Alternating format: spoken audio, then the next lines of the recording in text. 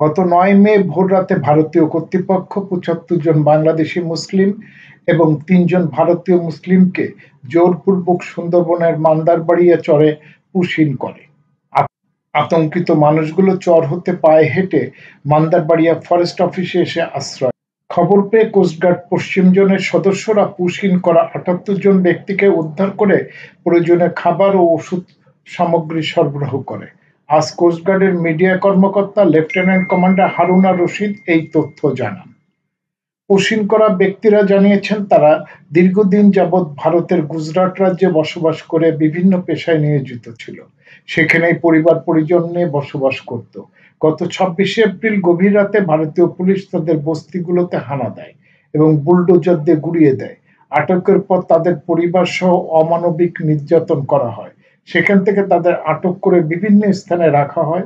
গত ৬ মে পুরুষদের চোখ ও হাত পা বেঁধে একটি সামরিক বিমানে ও পরিবারের অন্যান্য সদস্যদের অপর একটি সামরিক বিমানযোগে বিভিন্ন জায়গায় হস্তান্তর করা হয়। পরবর্তীতে ভারতীয় কর্তৃপক্ষ জাহাজের মাধ্যমে পুরুষদের বাংলাদেশের সুন্দরবনের চরে ফেলে রেখে যায়। रात को हम लोग गुजरात में सो रहे थे घर पे, तो वहाँ पर गुजरात पुलिस आके सबको उठा के लेके लेके गया। भाई बहन मेरा अम्मी उनको सबको लेके गया उठा के।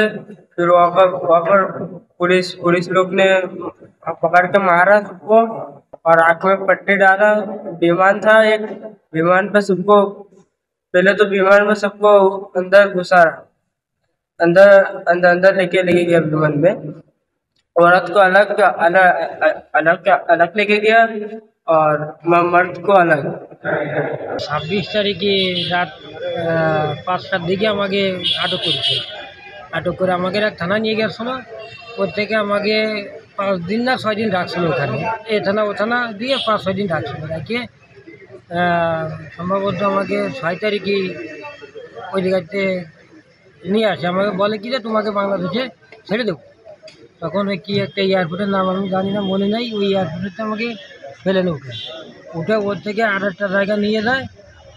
আমাকে ছেড়ে দেবে সেই কথা বলে, কিন্তু পরে কোন জায়গায় আমাকে নিয়ে আসছে, নিয়ে জানি না একটা ওই জাহাজ উঠেছে। আমাকে যে সময় নিয়ে যায় প্লেনের থেকে চোখ বাঁধে, হাত বাঁধে, পা বাঁধে নিয়ে যায়। আমরা কিছু টের পাই না যে কোন জায়গায় নিয়ে যাচ্ছে।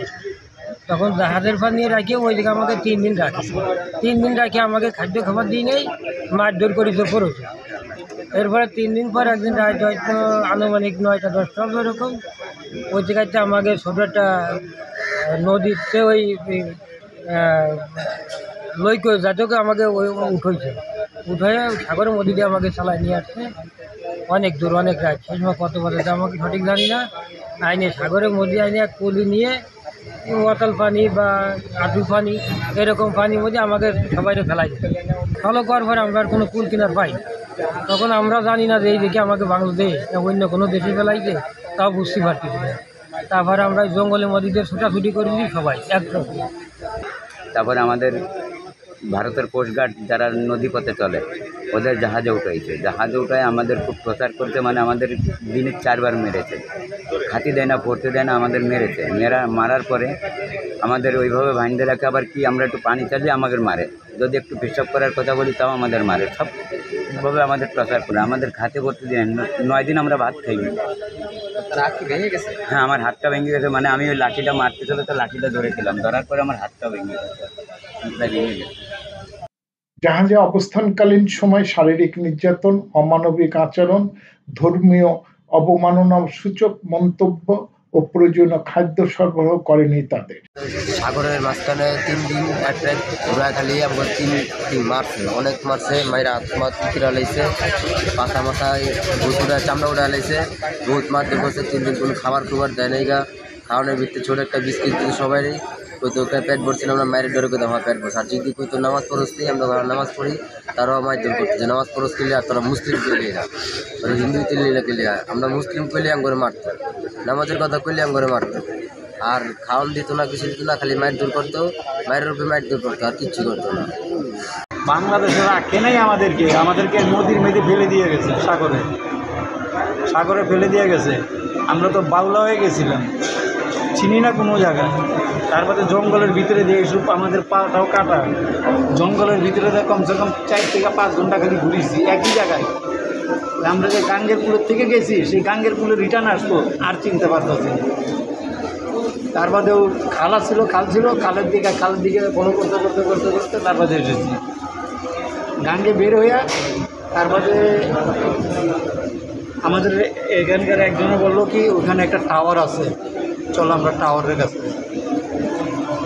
তো আমরা আর কি এই পানির মধ্যে সাঁতার দিতে দিতে দিতে দিতে দিতে ওই টাওয়ারে যাই। আপনাদের একটা টাওয়ার আছে ওখানে, এই জানি করে সুন্দরবনের এখানে একদম লাস্ট, ওইখান থেকে তারপরে আমরা বলছে কালিয়া। কোস্টগার্ড পশ্চিম জোনের অপারেশন কর্মকর্তা লেফটেন্যান্ট কমান্ডার আবরার হাসান জানান, তাদের আইনানুগ ব্যবস্থা গ্রহণের জন্য 11 মে সাতক্ষীরা শ্যামনগর থানায় হস্তান্তর করা হয়েছে। যে গত 9 মে 2025 তারিখ গভীর রাতে বাংলাদেশ এবং ভারত সীমান্তবর্তী মান্দাবাড়ির চরে ভারতের প্রশাসন কর্তৃক 75 জন বাংলাদেশি মুসলমান এবং 3 জন ভারতীয় মুসলমান নাগরিককে জোরপূর্বক পুশিং করানো হয়।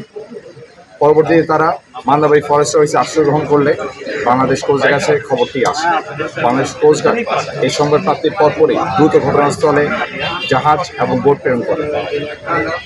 পরবর্তীতে জাহাজ এবং বোট কর্তৃক 78 জন লোককে উদ্ধার করা হয় এবং তাদের প্রয়োজনীয় চিকিৎসা এবং খাদ্যদ্রব্য প্রদান করা হয়। এই 78 জনকে আমরা পরবর্তীতে আমাদের জাহাজে করে উদ্ধার করে আমাদের উন্নত চিকিৎসার জন্য বিদেশ মোড়ায় নিয়ে আসি। ভুক্তভোগীদের ভাষ্য মতে যে 78 জন লোক ভারতীয় গুজরাট সহ বিভিন্ন জায়গায় দীর্ঘদিন ধরে বসবাস করছিল, বিভিন্ন পেশায় নিয়োজিত ছিল। গত 26শে এপ্রিল ভারতীয় পুলিশ রাতের অন্ধকারে জোরপূর্বকভাবে এই ভুক্তভোগীদের নিজের ঘর থেকে তাদেরকে তুলে নিয়ে তাদের পরিবারের সামনে বুলডোজার দিয়ে তাদের ঘর বাড়ি ভেঙে দেওয়া হয়। পরবর্তীতে তাদের পরিবারের সামনেই তাদেরকে শারীরিক, মানসিক এবং ধর্মীয় অবমাননার সুযোগ বক্তব্য প্রদান করে এবং দুটি সামরিক বিমানে করে এই 78 জন পুরুষ নাগরিক এবং তাদের পরিবারের অন্য সদস্যকে আরেকটা সামরিক বিমানে প্রেরণ করা হয়। এই 78 জন এখন জানে না তাদের পরিবারের অন্য সদস্যরা কোথায় আছে। নিজেরা নিরাপদ হলেও এখন পর্যন্ত তাদের স্ত্রী সন্তানদের সঠিক অবস্থান না জানায় উদ্বিগ্ন তারা। S M Habib, ATN Bangla.